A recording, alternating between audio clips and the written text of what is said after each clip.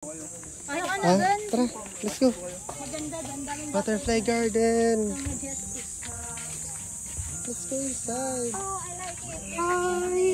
Napunta kami sa mga sa Manila Zoo. Yung butterfly garden nila. Yung Oh, butterfly yung doon dying. Because it's so mainit. Oh, talaga? Oo. Yung butterfly na ganyan, nagtatago lang dun sa top. Baka meron po kasing oras yung lipad niyan.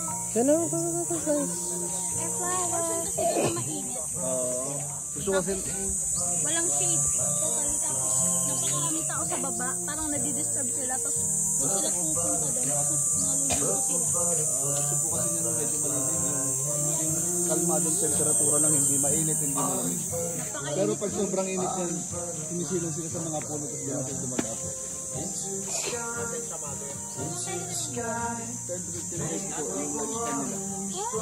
Ayan o, kuya kumakain na yan o. Kumakain po yan sa saging na ano. Yan, kayo ma'am Yan nakadapo pa, ito sa likod mo. Ay, ito nakadapo. Dumadapo yan.